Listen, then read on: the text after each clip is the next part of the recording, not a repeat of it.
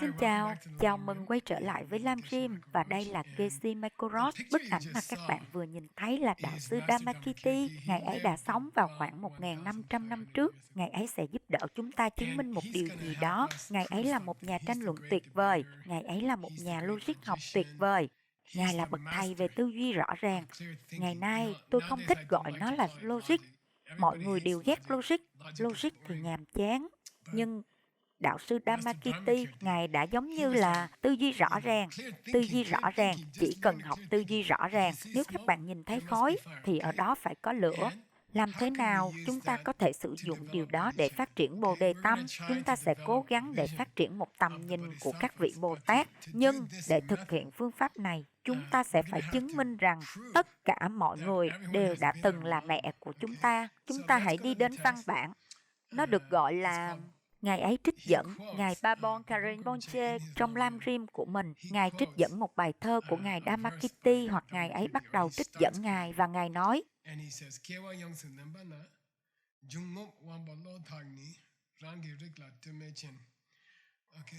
có nghĩa là khi các bạn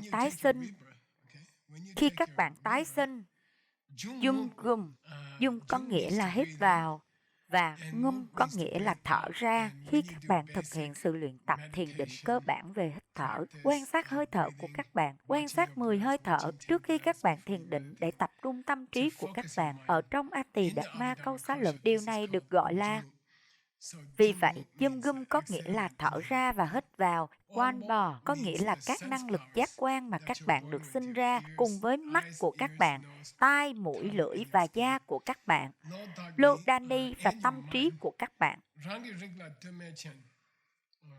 Chúng không phải là một cái gì đó mà phụ thuộc vào một điều gì đó thuộc loại riêng của chúng. Hơi thở của các bạn, sự rõ ràng của các giác quan và tâm trí của các bạn không phải là một cái gì đó phụ thuộc vào cùng một loại. Sau đó, Ngài ấy cắt trích dẫn từ Ngài Dharmakirti. Tôi đã nghĩ đây là một trích dẫn tuyệt vời. Đây là một bài giảng tuyệt vời. Đó là một bài giảng toàn vẹn. Và Ngài ấy đề cập đến nó, nhưng Ngài không dạy nó. Vì vậy, tôi đã nghĩ tại sao chúng ta không đi tìm hiểu bài thơ đặc biệt này từ đạo sư Dharmakirti mà là cực kỳ quan trọng và vô cùng đẹp đẽ. Và tôi đã có vinh dự 25 năm trước tại tu viện để giúp một học giả vĩ đại. Ông là thầy của thầy dạy kinh sách chính của tôi. Thầy dạy kinh sách chính của tôi là Geshe Thunten Rinchen từ Cerami, một học giả vĩ đại, một người thầy vĩ đại, người thầy phi thường, người đã dạy nhiều các Geshe. Thầy của thầy ấy là Geshe Wangchuk, người mà đã không đi khỏi Tây Tạng trong suốt cuộc cách mạng văn hóa. Ông đã ở lại Tây Tạng. Vì vậy, chúng tôi đã không biết chuyện gì đã xảy ra với ông, nhưng sau đó, ông đã có thể tới thăm tu viện và ông nói, nhân tiện tôi có một cuốn sách cho các bạn và chúng tôi giống như cái gì vậy? Và ông nói, nó chỉ là một điều gì đó tôi đã viết và nó giống như trong tiếng Anh, nó giống như khoảng 8.000 trang mà ông đã viết về Ngài Dharmakirti, về nhà tranh luận tuyệt vời này từ 1.500 năm trước và chúng tôi đã nhìn vào nó. Các thầy của tôi và tôi đã nhìn vào nó và thật không thể tin được ông giảng giải về cuốn sách vĩ đại nhất của Ngài Dharmakirti từng từ một và tôi chưa bao giờ thấy bất cứ ai đã làm điều đó. Sau đó, thường thì nếu một cuốn sách là hiện đại, nếu nó không phải là 1.000 năm tuổi, chúng tôi đại loại nhìn vào nó trong tu viện và chúng tôi giống như là nó thì được đấy, điều đó thật tuyệt. Nhưng khi chúng tôi kiểm tra cuốn sách của ông, chúng tôi đã biết rõ nó là một tác phẩm kinh điển tuyệt vời. Nó sẽ tồn tại trong 1.000 năm, tôi nghĩ vậy. Đó là một tác phẩm kinh điển tuyệt vời, vĩ đại. Tôi thực sự đã được phép tham gia vào nhóm của ông và chúng tôi đã sản xuất 2 tập. Đó là 2 tập lớn. Chúng tôi đã đánh máy toàn bộ văn bản. Ông đã kiểm tra toàn bộ văn bản. Trách nhiệm của tôi là đặt văn bản gốc của Ngài Dharmakirti vào đúng chỗ. Vì vậy, cuốn sách này rất có ý nghĩa với tôi và nó là một bản luận giải tuyệt vời vĩ đại. Chúng ta hãy đi xem những gì Geshe Wangchuk, một trong những nhà giảng giải vĩ đại nhất về đạo sư Dharmakirti nói về việc thừa nhận rằng mọi người là mẹ của các bạn. Đừng quên, đó là những gì chúng ta đang cố gắng để chứng minh mọi người đã từng là mẹ của các bạn hay không? Vì vậy, đây là toàn bộ các khổ thơ.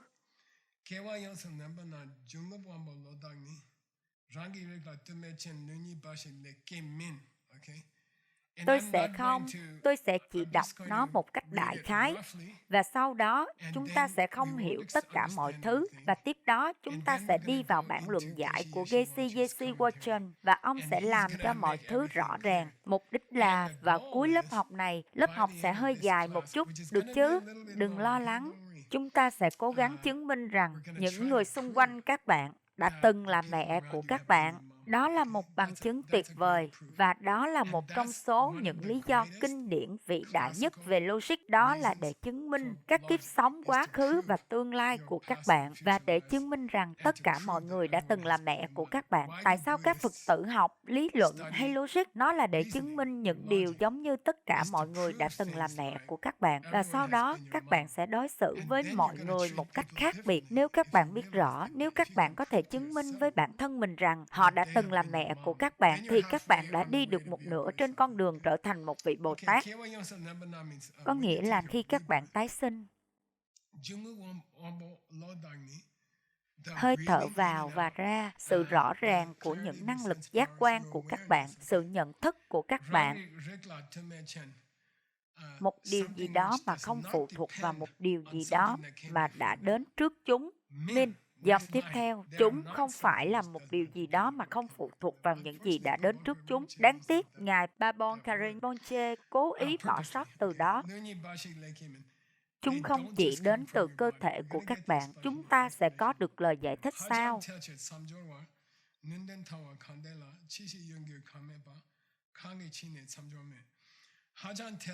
Có nghĩa là nó thì quá nhiều, một cách logic nó thì quá nhiều.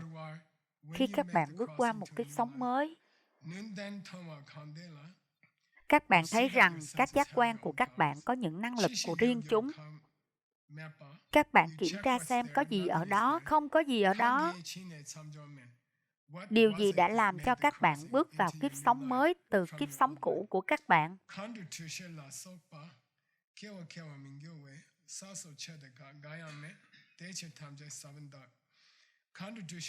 Chúng ta hãy lấy các trường hợp mà tại đó các chúng sinh đã dường như đang phát triển từ sự ấm áp và chất lỏng và ẩm ướt và hơi ẩm. Nếu chúng không được sinh ra bằng cách đó, thì chúng không có bất kỳ thành phần nào của yếu tố của trái đất. Do đó, tất cả mọi thứ bao gồm cả những hạt giống, nó chưa có ý nghĩa nào. Đừng lo lắng, tôi chỉ muốn đưa văn bản gốc vào tâm trí của các bạn.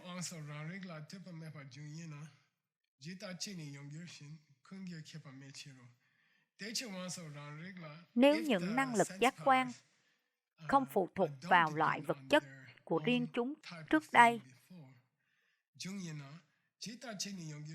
theo cách mà điều đó đã xảy ra, tất cả mọi thứ sẽ xảy ra theo cùng một cách.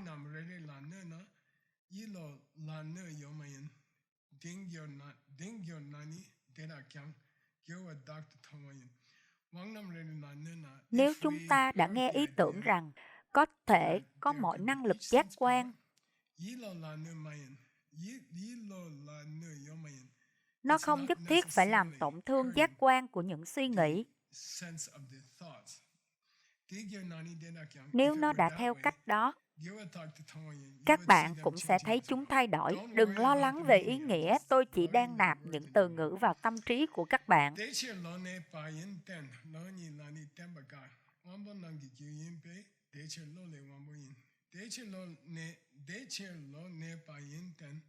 Do đó, sự an trú của tâm là nền tảng. Điều gì đang động lại trong tâm? Nếu những năng lực giác quan là nguyên nhân, vậy thì tâm đang đến từ những năng lực giác quan. Nếu nghiệp ném những thứ này vào sự tồn tại là giống như vậy, thì sau này nó cũng phải giống như vậy. Đó là tất cả. Đó là tất cả những gì Ngài Dharmakirti nói, và nó là hoàn toàn không thể hiểu được. Các bạn không thể hiểu được nó. Bây giờ, đây là Geshe Wachum. Ông đang đi vào phòng và nói, đừng lo lắng. Tôi là người đàn ông của các bạn. Tôi sẽ giải thích điều này cho các bạn. Trong thực tế, tôi sẽ cho các bạn một lời giải thích và trong mọi câu, tôi sẽ sử dụng các từ ngữ của chính Ngài Dharmakirti và điều đó được gọi là một Zinrel. Tôi sẽ đặt các từ ngữ của Ngài Dharmakirti bên trong câu và chúng ta sẽ chứng minh rằng tất cả mọi người đã từng là mẹ của các bạn. Chà, được rồi, chúng ta hãy làm thôi.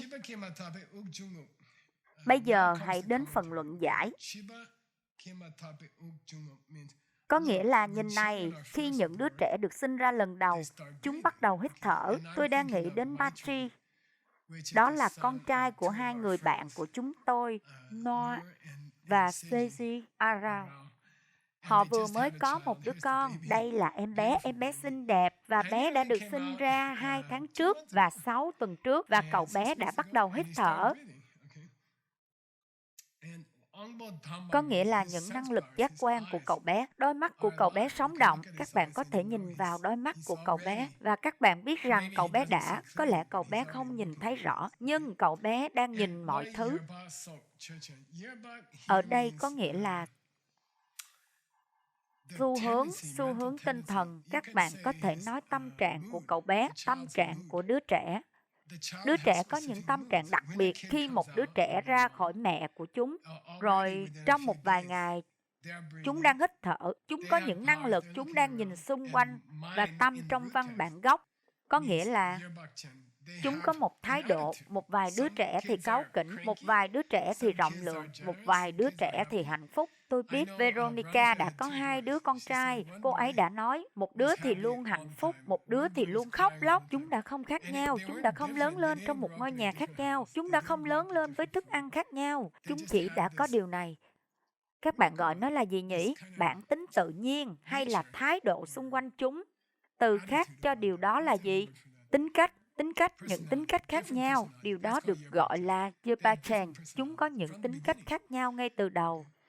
Vì vậy sau đó ông nói, những điều này, sự sống trong con người, hơi thở biểu thị sự sống, sự nhận thức của giác quan và tính cách mà là tâm, đúng chứ?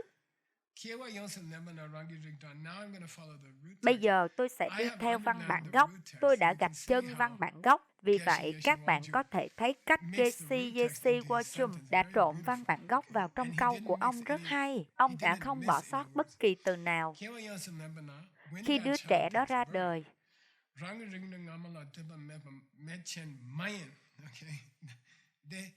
đôi mắt đẹp đó, sự sống đó đã được biểu hiện trong hơi thở và tính cách đó mà cậu bé đang thể hiện rồi. Và nhân tiện đây, Matri thì thuộc kiểu rất hạnh phúc, thân thiện. Tính cách chính của cậu bé là đói, giống như Geshe, không? Nhưng những điều này không phải là một điều gì đó mà đã đến từ không nơi nào cả. Hơi thở của cậu bé, sự sống của cậu bé và đôi mắt sáng của cậu bé đang nhìn xung quanh và nụ cười đặc trưng của cậu bé. Tính cách hạnh phúc, chúng phải giống như khói và lửa. Chúng phải giống như khói và lửa. Tính cách của cậu bé, ánh sáng trong đôi mắt cậu bé và thực tế rằng cậu bé sống động giống như là khói. Chúng là những dấu hiệu của một điều gì đó đã xảy ra trước đây. Khi các bạn nhìn thấy khói, các bạn thấy lửa. Khi các bạn nhìn thấy sự nhận thức, nó phải đến từ một điều gì đó tương tự. Đó là tất cả. Đó là tất cả những gì chúng ta đang có. Đôi mắt của Matri giống như là khói. Một điều gì đó đã xảy ra trước khi cậu bé ra đời và mẹ của cậu bé giống như là lửa. Chúng ta không thể nhìn thấy lửa, tất cả điều đó đã đang diễn ra bên trong, nhưng chúng ta có thể nhìn thấy khói. Vì vậy, chúng ta có thể thực hiện một số kết luận từ khói không? Đó là tất cả.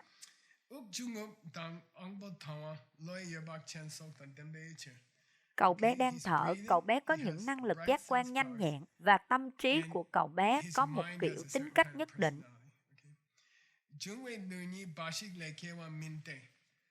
Có phải đôi mắt sáng của Maitri và sự sống đã được thể hiện trong hơi thở của cậu bé và tính cách của cậu bé. Có phải chúng đã chỉ đến từ làn da của cậu bé không? Có phải 3 điều đó đã đến từ làn da của cậu bé không? Đó có phải là nơi chúng đã đến từ không? Tính cách của cậu bé đã đến từ làn da của cậu bé và đôi mắt sáng và sự nhận thức về thế giới của cậu bé đã đến từ làn da của cậu bé và hơi thở của cậu bé, chính sự sống của cậu bé. Có phải không? Có phải nó là kết quả nào đó từ làn da của cậu bé không? Khi các bạn nhìn vào đôi mắt của cậu bé và tính cách của cậu bé và nhận thức của cậu bé giống như khói và các bạn thử đoán xem lửa là gì? Có phải nguyên nhân của 3 điều đó là làn da của cậu bé không? Chỉ làn da của cậu bé, các bạn hiểu không? Không. Ngài Dharmakirti nói, Geshe Wanchu nói, không. Mọi điều luôn luôn đang đến từ những điều khác của cùng loại. Mọi điều luôn luôn đến từ những điều khác cùng loại. Các bạn không có được sự nhận thức từ làn da. Các bạn có được sự nhận thức từ sự nhận thức. Các bạn có được tính cách từ tính cách trước kia. Các bạn có được sự nhận thức cảm giác từ sự nhận thức cảm giác. Có nghĩa là khi các bạn đang tìm kiếm nguyên nhân của một điều gì đó, các bạn tìm một điều gì đó tương tự, sự nhận thức phải đến từ sự nhận thức, cảm giác phải đến từ cảm giác, tính cách phải đến từ tính cách. Tất cả chúng không đến từ làn da của các bạn. Điều đó là Ngài Dharmakirti nói. Nếu các bạn nói rằng tất cả những điều đó đã đến từ làn da của cậu bé, đó là tất cả. Thôi nào, đó là nhảm nhí. Akantan có nghĩa là quá nhiều, quá nhiều. Ai đã nói điều đó? Ngài Dharmakirti. Akantanpa có nghĩa là thôi nào, hãy thực tế nào. Nó có nghĩa là hãy thực tế nào. Thôi nào, hãy thực tế nào. Điều gì đã thực sự xảy ra ở đây? Sau đó, tất cả làn da trên thế giới và tất cả các chất hóa học trong làn da, carbon và oxy và nitơ, tất cả chúng đều phải là những em bé. Phải có những em bé ở khắp mọi nơi có oxy, khắp mọi nơi có carbon, khắp mọi nơi có nitơ. Vèo một cái, có một mai chi khác. Vèo một cái, có một mai chi khác. Nó có đến từ làn da của các bạn không? Nó có đến từ các chất hóa học không? Được, bạn có thể chiếu các chất hóa học. Nó có đến từ các chất hóa học của các bạn không? Sự nhận thức của Maitri và sự thân thiện của Maitri, chúng có đến từ các chất hóa học không? Được rồi, các bạn đúng. Sau đó, bất cứ lúc nào các bạn có chất hóa học đó, các bạn có một nụ cười, phải không? Điều đó phải là tại sao các chất hóa học đôi khi tạo ra một nụ cười và tại sao cùng một chất hóa học không tạo ra một nụ cười? Bởi vì theo các bạn, Yinlo có nghĩa là tâm. Sự nhận thức đó của đứa bé đến từ Junta. Ở đây, Junta có nghĩa là 4 yếu tố. Đất, nước, lửa và gió. Đó là cách người Tây Tạng nói về các chất hóa học, carbon, nitơ, oxy, vân vân. Sau đó ở khắp mọi nơi, các bạn có các chất hóa học, các bạn phải có Maitri xuất hiện. Tại sao? Bởi vì Maitri đã chỉ đến từ các chất hóa học. Tính cách của cậu bé đã đến từ các chất hóa học. Tất cả những đứa trẻ phải thân thiện như Maitri, bởi vì tất cả những đứa trẻ có carbon.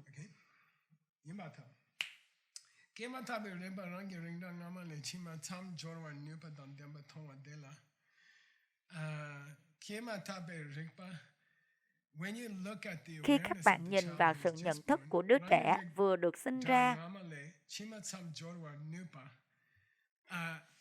đã phải có khả năng nào đó trong nguyên nhân của sự thân thiện của Maitri mà đã tạo nên sự thân thiện của Maitri.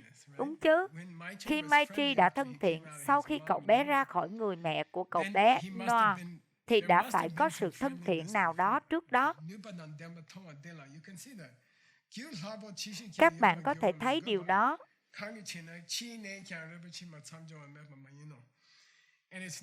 Nó không phải là trường hợp mà Maitri đã chết 5 phút sau khi cậu bé đã được sinh ra. Tâm mà đã thân thiện đó, chỉ ngay sau khi cậu bé ra đời, tiếp tục thân thiện. Tâm thân thiện của Maitri khi cậu bé được 3 tuổi là một dấu hiệu cho thấy Maitri có một tâm thân thiện khi cậu bé đã được 1 tuổi, và đó là một dấu hiệu của một điều gì đó trước đây. Khi các bạn nhìn thấy một đứa trẻ thân thiện tự nhiên, Yepachen, tính cách lúc 3 tuổi, thì các bạn có thể nghĩ rằng đã phải có một số hạt giống cho điều đó trong tâm thức của đứa trẻ khi đứa trẻ 1 tuổi. Nhưng ai đã đặt những hạt giống vào tâm thức của đứa trẻ khi đứa trẻ được 1 tuổi? Các bạn phải nghĩ nó đã đến từ một điều gì đó tương tự.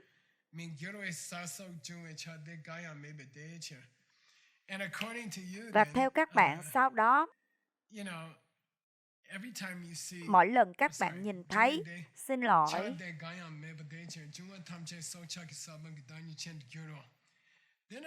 thì tất nhiên, bất cứ khi nào có sự sống, bất cứ lúc nào có các chất hóa học thì khi đó, điều đó nên tạo ra sự thân thiện của Maitri. Nếu sự thân thiện của Maitri chỉ đang đến từ làn da của cậu bé hoặc các chất hóa học trong cơ thể cậu bé, và nếu đó là nguyên nhân tạo nên sự thân thiện của cậu bé, theo cách mà sự thân thiện 1 năm tuổi của cậu bé biến thành sự thân thiện 3 năm tuổi, vậy thì nhất định các chất hóa học đó có thể tạo ra sự thân thiện, và điều đó có nghĩa là các bạn có thể tạo ra sự thân thiện trong một phòng thí nghiệm với các chất hóa học, đúng chứ? Tôi đoán là những chai chất hóa học sẽ là thân thiện hay gì đó. Và điều đó là hơi quá nhiều một chút. Tôi xin lỗi, Ajahn Toppo. Thôi nào, điều đó là quá nhiều.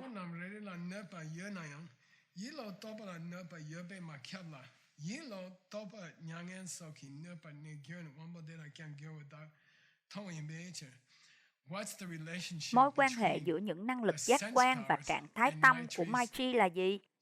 Mối quan hệ giữa con mắt vật lý của cậu bé, tai vật lý của cậu bé, cái mũi vật lý của cậu bé, và cách mà cậu bé đang cảm nhận tính cách của cậu bé là gì? Mối quan hệ giữa mũi của cậu bé và tính cách của cậu bé là gì? Nhìn này, các bạn có thể làm tổn thương mũi và tâm có thể vẫn thân thiện. Điều đó là có thể. Tôi đã có một người bạn, chúng tôi đã gặp cô ấy tối hôm qua. Kayla, con gái cô ấy, các bạn biết không?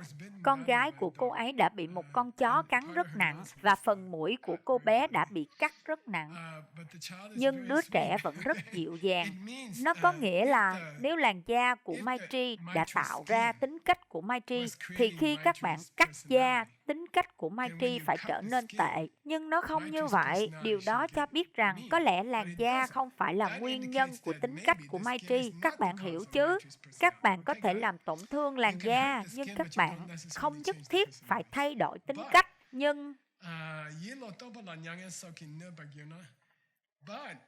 Nhưng nếu các bạn làm tổn thương tâm trí, nó có xu hướng làm tổn thương cơ thể. Nếu một người bị trầm cảm trong một thời gian dài, thường thì sức khỏe của họ sẽ bị tổn thương. Thông thường, sức khỏe thể chất của họ sẽ trở nên tệ hơn. Vì vậy, nó không phải là trường hợp mà cơ thể vật lý quyết định trạng thái tâm trí, nhưng dường như trạng thái tâm trí có thể ảnh hưởng đến sức khỏe của cơ thể vật lý. Giống như vậy, ông muốn đi theo cách này.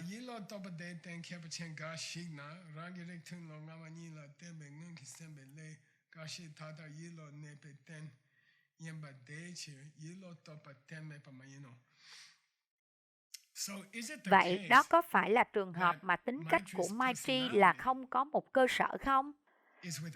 Trong đạo Phật, chúng tôi nói điều này được gọi là Treten, điều này được gọi là Ten, và cái khăn tay đang giữ cái cốc. Vì vậy, điều này được gọi là cơ sở, nền tảng, và điều này được gọi là điều đang dựa trên nền tảng. Đây là tính cách hiện tại của Maitri, rằng cậu bé thì thân thiện. Nó phải đang dựa trên một điều gì đó trong quá khứ, một điều gì đó về tâm của cậu bé trong quá khứ đã tạo nên tâm trí thân thiện hiện tại của cậu bé. Và trạng thái tâm trong quá khứ này đang nắm giữ trạng thái tâm hiện tại của cậu bé. Đây là sự thân thiện hiện tại của Maitri thì đang dựa trên một điều gì đó trong quá khứ. Nó phải như vậy. Tất cả các kết quả đang dựa vào các nguyên nhân trong quá khứ. Chúng ta gọi nó là nhân duyên. Đây là trạng thái tâm hiện tại đang dựa vào trạng thái tâm nào đó trong quá khứ. Do đó, nó không phải là trường hợp mà tính cách của Maitri đã đến từ không chỗ nào cả, đã đến từ không nơi nào cả. Nó không phải là trường hợp mà một trong các đứa con của Veronica cứ luôn khóc và đứa con còn lại thì luôn vui vẻ. Nó không phải là trường hợp mà không có nguyên nhân cho điều đó, phải có một nguyên nhân cho điều đó. Nó phải đã xảy ra trước khi chúng ra đời, bởi vì nó ra đời bằng cách đó. Nguyên nhân phải là ngọn lửa, phải ở dưới khói. Chúng ta có thể nhìn thấy khói mà là tính cách của đứa trẻ sơ sinh, nhưng chúng ta không thể nhìn thấy ngọn lửa. Nhưng chúng ta có thể đưa ra một số giả thiết về ngọn lửa. Chúng ta có thể cố gắng sử dụng logic để nói rằng chắc đã phải có một điều gì đó trước khi chúng được sinh ra. Tôi nghĩ tôi có một bức ảnh ở đây. Đây là đồ làm bằng bạc. Tôi không biết nữa, tâm trí của tôi ở trên các cái bàn và đồ làm bằng bạc, bởi vì tôi đang cố gắng để tiệm cà phê mở cửa. Hãy nhìn xem, các bạn có thể thấy cái bàn không? Cái mà đang giữ những cái đĩa và đồ làm bằng bạc và những chiếc ly không? Các bạn có thể nhìn thấy cái bàn không? Có hay không? Cái bàn gỗ, các bạn không thể nhìn thấy. Các bạn có thể thấy một cái gì đó đang giữ những cái ly và những cái đĩa và đồ bằng bạc, nhưng nó bị che phủ bởi một miếng vải, đúng không? Và các bạn không thể nhìn thấy nó. Tấm vải đó là khoảnh khắc lúc sinh ra. Đồ làm bằng bạc và những cái đĩa là bản chất thân thiện của Maitri. Và Đạo Phật nói rằng phải có một cái gì đó phía sau tấm vải. Nếu các bạn nhìn vào bóng tối trong vài giờ trước khi Maitri đã được sinh ra, có điều gì ở đó không? Hoặc trước khi cậu bé đã được thụ thai, có điều gì ở đó? Điều mà sự thân thiện của cậu bé đang dựa vào đó, và nó không phải là của cùng loại, phải không? Tức giận không làm cho các bạn thân thiện một giờ sau đó. Là một người giận dữ không làm cho các bạn trở thành một người thân thiện vào năm sau. Là một người thân thiện làm cho các bạn trở thành một người thân thiện vào năm sau. Những năng lực giác quan đến từ tâm. Bởi vì, theo Đạo Phật, nó đã là ý thức của kiếp trước của các bạn bị ảnh hưởng bởi những hạt giống tinh thần mà đã phóng chiếu ra những năng lực giác quan của các bạn, đôi mắt các bạn, đôi tai các bạn, mũi của các bạn vào kiếp sống này. Sự thân thiện của Maitri đã không đến từ làn da của cậu bé. Làn da của cậu bé đã đến từ sự thân thiện của cậu bé. Bây giờ thì giống như Ngài Dharmakirti, giống như đang xoay chuyển nó. Một lần nữa, tôi đã nói với các bạn trạng thái tâm của Maitri không đến từ da, từ các chất hóa học của cậu bé. Được rồi, tôi hiểu điều đó, nhưng các bạn biết gì không? Các chất hóa học của cậu bé đã thực sự đến từ trạng thái tâm của cậu bé. Tại sao? Bởi vì chúng đến từ nghiệp trong tâm thức của cậu bé. Tùy theo trạng thái tâm khi các bạn chết, tác động mạnh mẽ đến trạng thái tâm khi các bạn ra đời. Phải có một nguyên nhân tương tự với sự thân thiện mà đã tồn tại trong tâm thức trong quá khứ.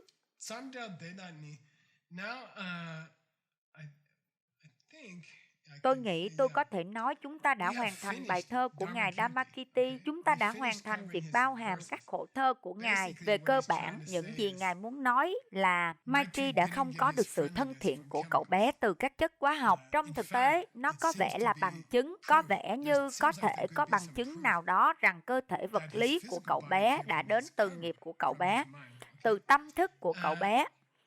Và bây giờ, J.C. Wangchum bắt đầu giải thích lời của Ngài Dharmakirti cho chúng ta. Đó là những gì rất tuyệt vời về J.C. Wangchum. Đầu tiên, ông nói với các bạn ý nghĩa của các từ ngữ. Sau đó ông dừng lại và ông nói, bây giờ được rồi, chúng ta đã bao hàm các từ ngữ. Bây giờ các bạn biết các khổ thơ có nghĩa gì, nhưng nó có ý nghĩa gì với chúng ta? Đó là J.C.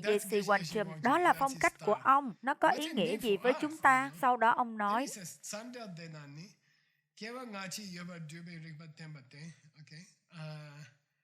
toàn bộ trọng điểm của các khổ thơ là để giải thích cho chúng ta rằng chúng ta đã có một kiếp trước, đó là tất cả. Tất cả tranh luận này về tính cách của Maitri, và tranh luận này về trạng thái tâm của Maitri, và tranh luận này về những năng lực giác quan của cậu bé, tất cả đều quy về việc liệu có một kiếp trước không? Liệu các bạn đã có một kiếp trước hay không?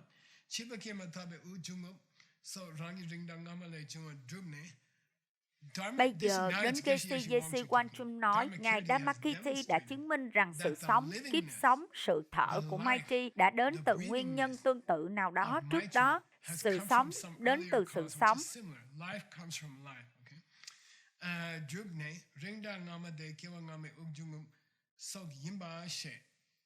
Ngài muốn các bạn hiểu rằng năng lượng sống, các bạn thấy được phản ánh trong hơi thở của Maitri là một dấu hiệu, giống như khói là một dấu hiệu của lửa. Hơi thở sinh mệnh đó của Maitri là một dấu hiệu của một hơi thở sinh mệnh trước đó, có nghĩa là kiếp trước. Đó là Geshe Wanchum. Bức ảnh con cá. Bây giờ, điều đó có liên quan gì với những con cá màu sắc khác nhau? Tôi đang đến phần đó. Bây giờ, đây là Geshe Wanchum đang cố gắng để làm cho lời Ngài Dharmakirti rõ ràng hơn cho chúng ta. Này nhé, thậm chí nếu mắt của các bạn có sức mạnh, tai của các bạn, mắt, tai, mũi, lưỡi, da của các bạn, ngay cả khi chúng đều đã đến từ các nguyên tố, các chất hóa học, hãy để chúng tôi nói rằng chúng đã đến từ các chất hóa học. Sau đó, nếu các bạn có một cái bồn đầy các chất hóa học giống nhau, tại sao các bạn lại có những loại chúng sinh khác nhau xuất hiện? Nếu cơ thể đã chỉ đến từ các chất hóa học, thì nếu các bạn đặt các chất hóa học giống nhau trong một cái ao, các bạn phải có được cùng các sinh vật ra đời từ các chất hóa học đó.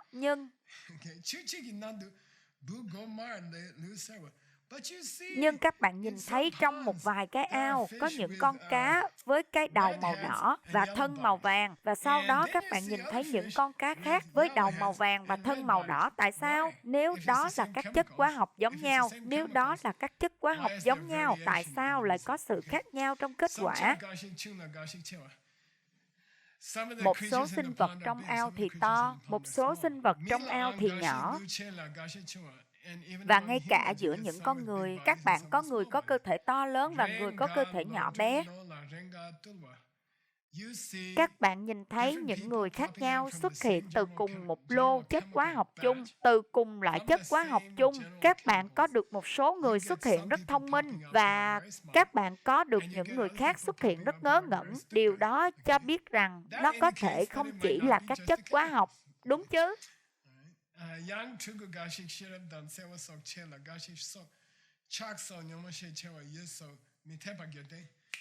Điều đó phải là không đúng, bởi vì chúng ta cũng nhìn thấy một số đứa trẻ, những đứa trẻ rất rất nhỏ, một số có năng khiếu bẩm sinh, với trí thông minh và với tình yêu thương. Các bạn đã từng thấy những đứa trẻ đến bên các bạn cho chúng một viên kẹo và chúng muốn đưa lại cho các bạn. Điều đó luôn làm tôi ngạc nhiên với những dạng đứa trẻ này. Chà, chúng đã làm một điều gì đó mà tôi sẽ không làm. Và sau đó các bạn thấy những đứa trẻ khác, những đứa trẻ có tính chiếm hữu rất cao với đồ chơi của chúng. Các bạn cố gắng khiến chúng chia sẻ một món đồ chơi với một đứa trẻ khác và chúng bắt đầu tức giận và đánh nhau. Vì vậy, ông nói đây là một dấu hiệu cho thấy tâm của những đứa trẻ đó, tính cách, những năng lực, giác quan không chỉ đang đến từ các chất hóa học trong tử cung. Nếu chúng đã chỉ đến từ các chất hóa học trong tử cung thì không nên có một sự khác nhau của các kết quả như vậy. Từ cùng một lô chất hóa học, từ cùng một hồ các chất hóa học, các bạn phải có được những người tương tự. Nếu chúng đã chỉ trưởng thành từ các chất hóa học, vậy thì tính cách của chúng sẽ không phụ thuộc vào một tính cách quá khứ từ một kiếp trước. Nếu chúng đã chỉ trưởng thành từ các chất hóa học thì vì mọi người đều đang trưởng thành từ các loại chất hóa học giống nhau, họ phải giống nhau, họ phải không khác nhau.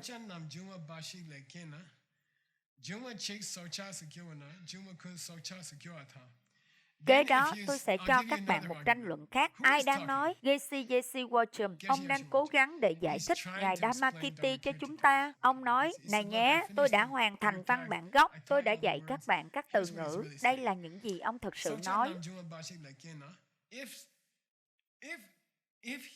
Nếu các chúng hữu tình, nếu sự sống chỉ được tạo ra từ các chất hóa học, Vậy thì nếu một lô chất hóa học đã trở thành một con người, vậy thì mỗi khi các bạn có các chất hóa học đó thì phải có một Maitri. Vèo một cái, Maitri đến. Tại sao? Chà, có khí nitơ, có khí oxy, nên có sự sống ở bất cứ nơi nào mà các chất hóa học đó có mặt. Nếu nó chỉ là các chất hóa học đã tạo ra sự sống. Bởi vì những điều gì là và những điều gì không là đều sinh ra từ các nguyên nhân và các điều kiện của chúng. Ranlunny, nó có nghĩa là gì vậy Tim? Thôi nào, Ranlunny. Đúng, các bạn, bây giờ Gacy Wanchim nói, này, tôi đã khiến các bạn rối trí chưa? Dạ rồi. Các bạn đã học được bất cứ điều gì chưa? Dạ rồi, con nghĩ vậy. Các bạn đã học được gì? Tính cách của Maitri đã không đến từ các chất hóa học trong tử cung của mẹ nó. Được rồi, tốt cha, được rồi, tôi hiểu. Các bạn nghĩ tính cách của cậu bé đã đến từ đâu? Bây giờ ông nói, các bạn có muốn tôi nói cho các bạn không? Các bạn có muốn biết quan điểm của tôi về tính cách của Maitri đã đến từ đâu không?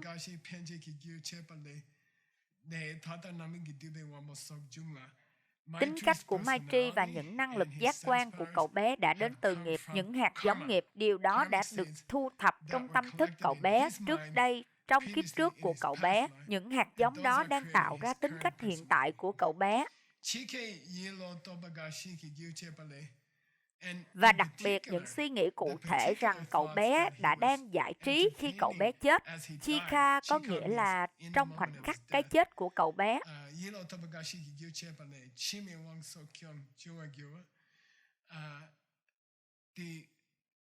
Những hạt giống của tâm thức vào khoảnh khắc của kiếp trước này, cái chết, điều đó đã có Nuspa, đã có sức mạnh để tạo ra tính cách hiện tại của cậu bé. Những hạt giống đó trong tâm thức của cậu bé là những gì đã tạo ra tính cách hiện tại của cậu bé. Chúng ta đang tiếp tục. Nhân đây, bạn có một bức ảnh của tôi và một bức tường chưa? Tôi đùa thôi. Vì vậy bây giờ Gacy muốn các bạn. Cái trước đó tôi hy vọng vậy. Bức ảnh trước đó, trừ khi tôi đã có. Tại sao con khóc, Meiji? Là con hả? Còn cái trước đó thì sao? Vẫn là cá. Bạn có một bức ảnh của một bức tường và những đứa trẻ đang vẽ trên một bức tường không? Không. Tôi đoán tôi đã để nó ra. Được rồi. À, đừng bận tâm về nó. Được rồi. Chúng ta hãy xem bản luận giải. Nếu các bạn nghĩ về nó, các bạn có thể làm tổn thương năng lực giác quan, nhưng điều đó không làm tổn thương tâm trí. Các bạn có thể có một người hạnh phúc. Tôi đã gặp một người phụ nữ như vậy ở Đài Loan. Cô ấy đã đến với tôi, một phụ nữ kinh doanh rất lớn. Con gái cô ấy đã đưa tôi đến gặp cô ấy và cô ấy nói rằng một điều gì đó đã xảy ra. Đầu tiên, cô ấy nói với tôi về mẹ cô ấy giàu thế nào và mẹ cô ấy thành công ra sao, và tôi kiểu như chà, điều đó thật tuyệt. Sau đó cô ấy nói thì một điều gì đó đã xảy ra và tôi đã hỏi chuyện gì? Tôi không biết nữa. Tôi nghĩ cô ấy đã đi phẫu thuật thẩm mỹ và họ đã cắt dây thần kinh thị giác của cô và cô ấy bị mù. Họ cắt dây thần kinh trong mắt của cô và cô ấy bị mù. Cô ấy đã bị mù bởi vì cô không muốn có những nếp nhăn hay sao đó. Bây giờ cô ấy bị mù, mù hoàn toàn. Vì vậy các bạn có thể làm tổn thương năng lực giác quan, nhưng điều đó không nhất thiết làm cho một người trở nên khó chịu. Cô ấy đã hoàn toàn bình tĩnh và cô ấy khá sáng suốt và cô ấy đã sẵn sàng để tiếp tục làm việc. Nó có thể làm tổn thương năng lực giác quan, nó có thể làm tổn thương các chất hóa học trong da, nhưng không làm tổn thương tính cách. Điều đó là có thể.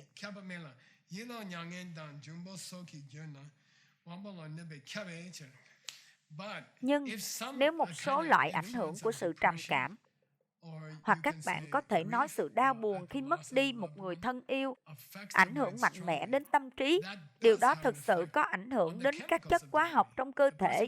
Người đó già đi, người đó tăng cân, hoặc những điều xảy ra với những người bị trầm cảm. Được rồi, vì vậy bây giờ bạn có thể cho tôi xem cái đèn chùm của tôi, ba Chi.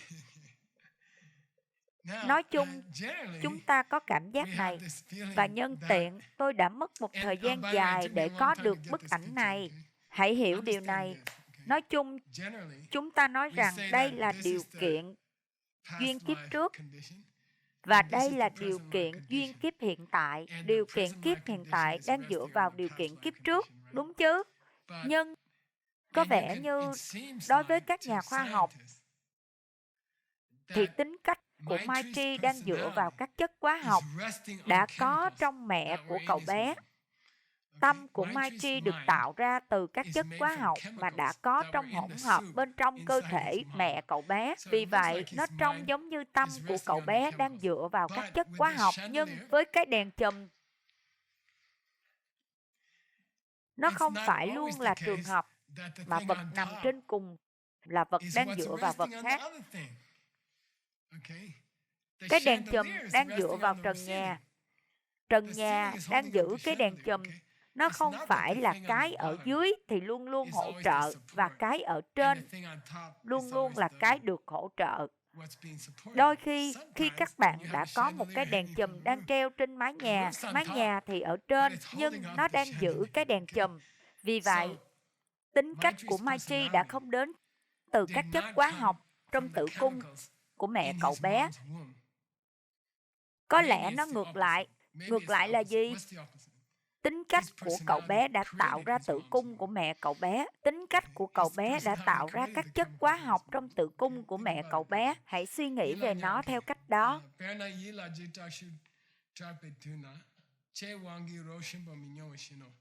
Ví dụ, nếu các bạn đang uống một cốc sữa lắc sô-cô-la rất ngon và sau đó một ai đó chĩa súng vào mặt các bạn, có lẽ các bạn sẽ không nếm được vị sô-cô-la. Nỗi sợ hãi dữ dội có thể ảnh hưởng đến những năng lực giác quan. Vậy nên, những năng lực giác quan, các chất hóa học đang bị ảnh hưởng bởi tâm trí và không phải là tâm trí đang đến từ các chất hóa học. Nó rất thú vị.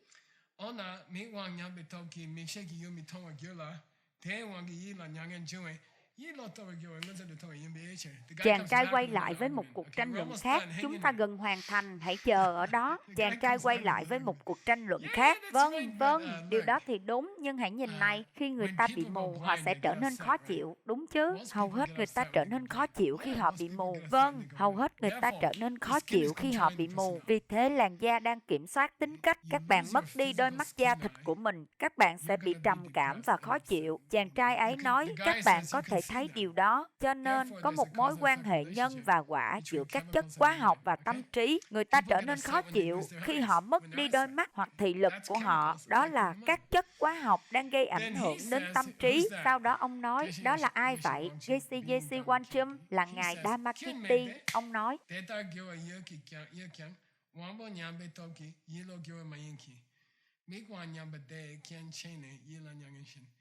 nhìn này, tôi đồng ý. Có những trường hợp, người ta mất đi thị lực của họ và họ trở nên khó chịu. Nhưng điều đó không phải là sự thay đổi trong trạng thái tinh thần, không phải bị gây ra bởi sự thay đổi bên trong con mắt.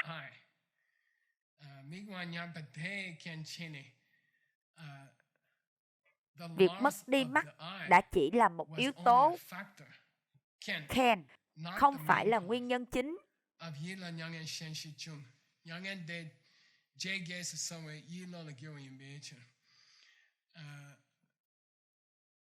Nó không phải như thế.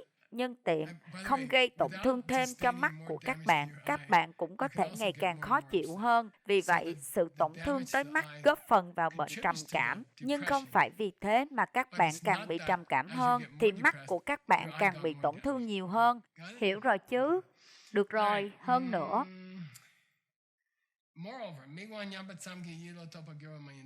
Nó cũng không phải trường hợp mà mỗi lần họ mất đi đôi mắt của mình, mọi người trở nên khó chịu. Điều đó có nghĩa là gì? Một số thánh nhân, một số người vĩ đại, khi họ cho đi đôi mắt của họ, họ nhận được nhiều hơn. hạnh phúc. Một ai đó nói, các bạn có thể cho tôi đôi mắt của các bạn không? Các bạn sẽ cho tôi một trong những quả thận của các bạn chứ? Và họ thì kiểu như, chắc chắn rồi, biết ơn vì đã yêu cầu. Vâng, hãy lấy quả thận của tôi đi, và họ cảm thấy hạnh phúc hơn. Do vậy, nó không phải là một sự giảm bớt số lượng tế bào. Bằng việc cắt đi một quả thận sẽ làm giảm đi mức độ hạnh phúc tương ứng. Các bạn cắt đi một quả thận, các bạn không giảm một nửa hạnh phúc. Một số người cắt ra và cho đi quả thận của họ, và họ nhận được hạnh phúc gấp đôi. Vậy nên không phải là những tế bào tạo nên tính cách.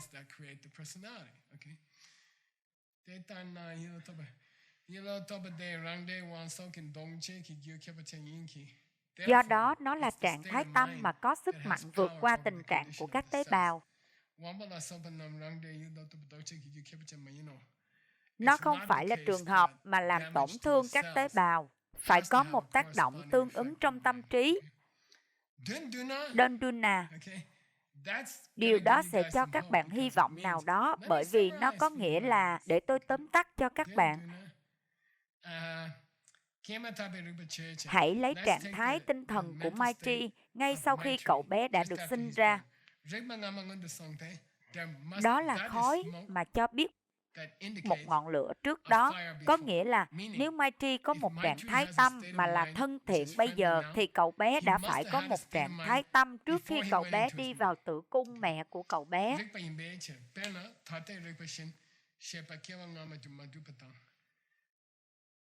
Điều tương tự sẽ xảy ra với tính cách của các bạn ngay bây giờ. Tính cách của các bạn khi các bạn nghe cuộc tranh luận dài này sẽ giúp tạo ra tính cách của các bạn. Khi các bạn kết thúc video này, tính cách hiện tại của các bạn khi các bạn lắng nghe cuộc tranh luận dài này sẽ tạo ra cách các bạn cảm nhận như thế nào sau video này. Nhưng cách các bạn đã cảm nhận trong suốt video này là bằng chứng rằng các bạn đã cảm nhận một cách nào đó trước video. Các bạn hiểu chứ? Sự thật rằng các bạn có một tâm trí hiện tại sẽ được phản chiếu trong tâm trí các bạn có sau video này. Nhưng thực tế là các bạn có một tâm trí trong suốt video này cho thấy rằng các bạn đã có trong tâm trí trước video này. Được rồi. Sau đó ông nói, nhìn này, thực tế là, nhân tiện ông nói, thực tế là sự nhận thức của các bạn trong kiếp trước có thể kích hoạt một sự nhận thức trong kiếp này. Nếu cả hai sự nhận thức ở trong vòng luân hồi, bánh xe luân hồi và đau khổ, nó nói một điều gì đó không chỉ là về trạng thái tâm trước đây của các bạn, mà còn về nội dung của trạng thái tâm trước đây của các bạn. Trạng thái tâm trước đây của các bạn chắc hẳn đã bị rối loạn theo một cách nào đó mà khiến nó được sinh ra ở một nơi mà nó đã phải chết một lần nữa.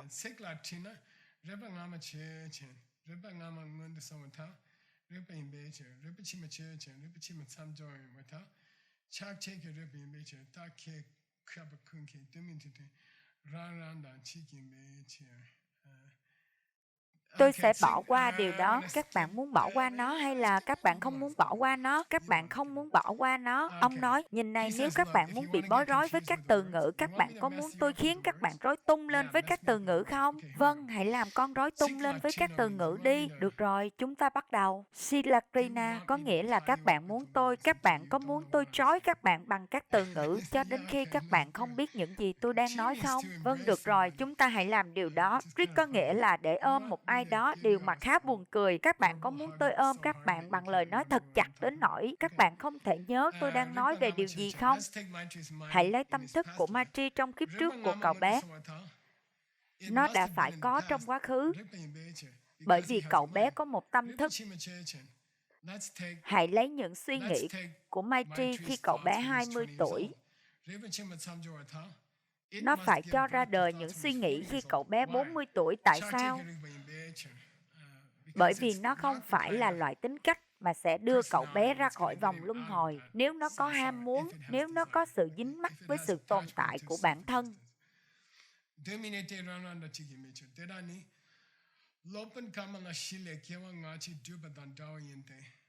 Điều này là rất giống với cách mà Ngài Kamalasila chứng minh kiếp trước và kiếp tương lai.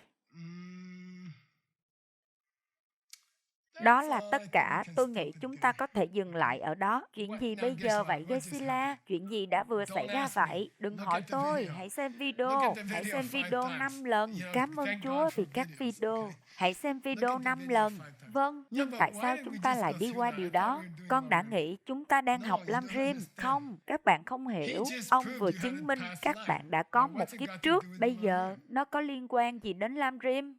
Mẹ của các bạn, nếu các bạn đã có một kiếp trước thì các bạn đã có một kiếp trước, các bạn đã có một người mẹ. Nếu tôi có thể chứng minh với các bạn rằng các bạn đã nhận thức được 5 phút trước khi các bạn đã được sinh ra, nếu tôi có thể chứng minh với các bạn rằng các bạn đã nhận thức được 5 phút trước khi các bạn đã được sinh ra, thì tôi đã chứng minh rằng mọi chúng hữu tình xung quanh các bạn đã từng là mẹ của các bạn. Hiểu rồi chứ, tôi sẽ nói lại lần nữa, nếu tôi có thể chứng minh rằng các bạn đã nhận thức được 5 phút trước khi các bạn được sinh ra, trước khi các bạn bước vào tử cung mẹ của các bạn, nếu tôi có thể chứng minh rằng tâm thức của các bạn đã đang làm việc tại thời điểm đó, thì tôi đã chứng minh được rằng tất cả chúng hữu tình xung quanh các bạn là mẹ của các bạn. Và nếu các bạn đồng ý rằng các bạn đã nhận thức được, và đó là những gì đã mang lại cuộc sống cho các bạn trong mẹ của các bạn, thì chính nó chứng minh rằng mọi người mà các bạn đã từng gặp trong cuộc sống của mình đã từng là mẹ của các bạn. Chúng ta sẽ làm rõ điều này trong chương trình tới, chúng ta làm rõ nó trong lớp học tiếp theo. Nhưng đừng quên những gì tôi đã nói, nếu các bạn đã nhận thức được 5 phút trước cuộc sống của các bạn trong tử cung người mẹ này, và nếu cuộc sống của các bạn trong tử cung người mẹ này đã không đến từ các chất hóa học chết người, thì mọi chúng sinh, mọi người các bạn đã từng gặp trong cuộc sống của các bạn đã từng là mẹ của các bạn. Bây giờ chúng ta phải đi qua điều đó, nhưng chúng ta sẽ làm. Được rồi, hẹn gặp các bạn trong lớp học tiếp theo.